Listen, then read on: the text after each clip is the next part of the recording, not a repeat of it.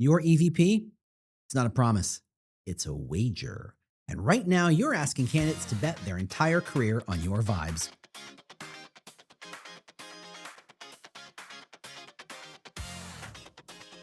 Here's what's happening.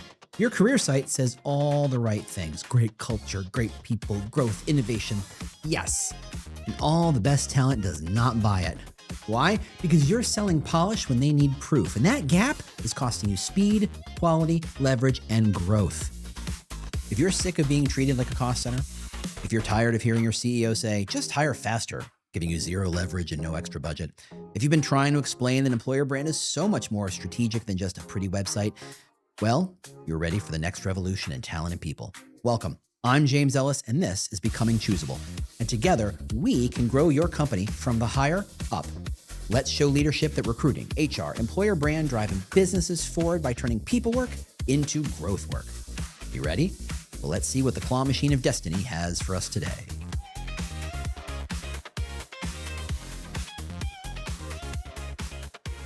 Hello there, Peopleside Rebels. How are you doing? I'm James Ellis. Welcome to another edition of Becoming Choosable. And this week's theme, according to the Claw Machine of Destiny, is strategy. And we're going to talk about EVPs, which are just challenging because I have a very complicated relationship with EVPs. I have been doing this kind of work for a long time, and I've seen them start as magic beans, things that would solve every company's problems, and have turned into, well, what everybody thought magic beans were going to be. They're really just a deck, some words, some excitement that fizzled out very quickly. And I don't think that's what an EVP can be. I think it is very powerful. We just don't use it very well. We don't think about it in the right way. The EVP is not a promise. I know it says proposition in its acronym, but it's not really a promise. It's a wager, a bet that you and the candidate are making together. With an EVP, in its most distilled form, what you're doing is saying, we offer this because we think you want that, and we think that we can deliver it, and we think you should bet your entire career that we're not full of crap. That is an EVP. That is most EVPs. That's like, honestly, that's the whole thing, right? It's not poetry. It's not adjective density. It's simply one question. What do you offer? And do I believe you? And the problem is belief has gotten expensive. It's never hard to say something positive. In fact, it's never been easier to say lots of positive stuff. Thanks to our good friends at ChatGPT and Claude and Gemini and whoever the heck, it's never been easier to gen up so much positivity that effectively kind of fills the brain with that happy rainbow of everything's wonderful and it's tickle fights and puppy dogs, right? AI didn't invent the bullshit. It just lowered the cost of producing it at scale. So candidates do not need prettier words, okay? They need evidence that lowers the cost of belief. To get into this, we have to understand the process of building a brand or an EVP. Now, you know the process. You start with something that's very specific. It's almost interesting, right? And then it goes into the corporate car wash and the VP of whatever saying, I don't like that word. And legal says, is that true for every single team in every single instance and every single day that ends in Y and no matter what happens and what happens when this happens? And somebody else says, hey, can we make it more inclusive of everyone who's ever existed? Which is always code for, can we make it meaningless enough that nobody can actually argue with it? And the EVP turns out from something kind of interesting into something so polished into compromises on compromises, and all you get is weak sauce, a thin broth at best. And the more bland it gets, the less believable it becomes. Leadership thinks vagueness reduces risk. They think this is a pro, but in fact, that vagueness does the opposite because vagueness increases perceived risk for the candidates. They're not going to change their entire life because you said we were a great company. Literally, they're never going to do that. There are thousands and tens of thousands, and at this point, what the hell, let's just say hundreds of thousands of companies all saying that, none of them meaning the same thing. How am I hanging my hat on that idea? A vague claim is not a handhold. It's a sketch of a handhold. It's a sketch of an idea of a Xerox of a handhold.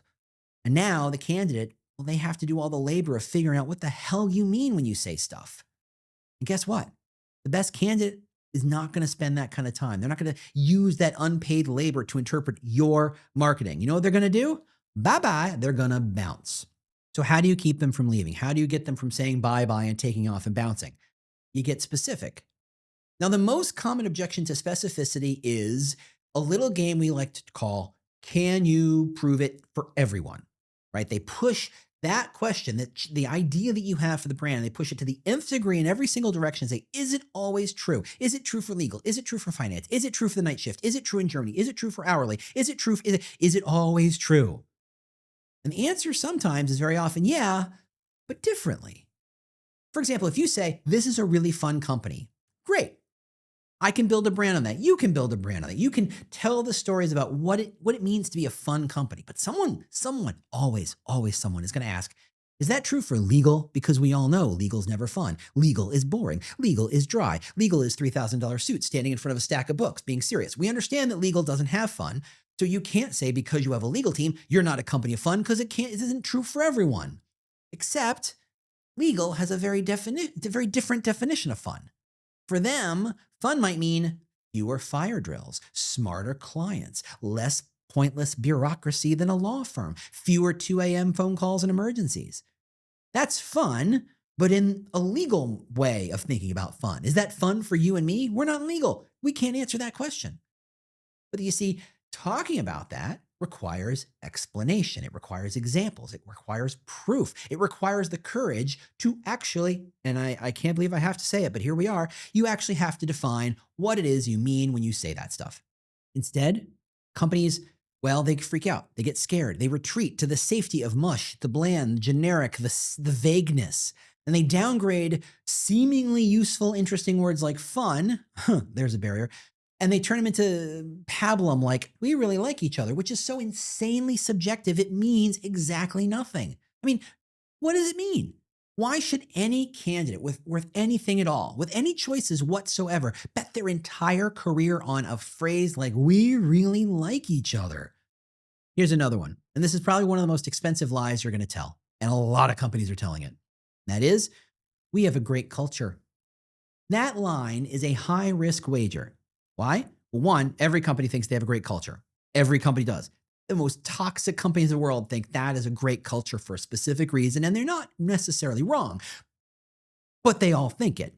Two, every company says it. And three, all cultures are different. Thus, the label great means exactly nothing. You mean great like friendly and communal? Or do you mean great like demanding and high standards? Or do you mean great like conflict is normal but it's handled really well? Or do you mean great like cutthroat and the strongest idea wins? Those are all great for somebody, but they're not all great for the same somebodies. And when you're vague, you attract everyone. You think that's great, but it's not. That's how you end up with 1,000 applicants in your ATS and none of them are actually worth hiring. It's not a pipeline, it's a landfill.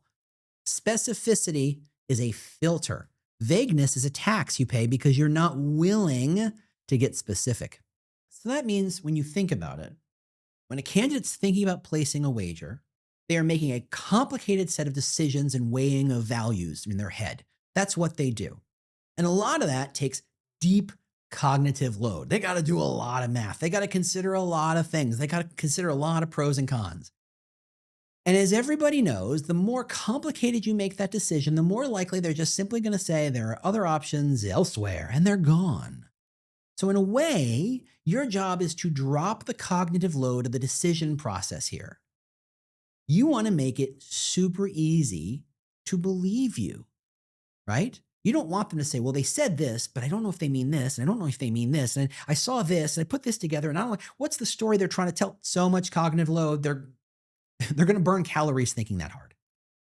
What you need to do is provide the proof that lowers the cognitive load, that makes them go, okay, these are the 10 things I know I don't have to think about because I know to be true.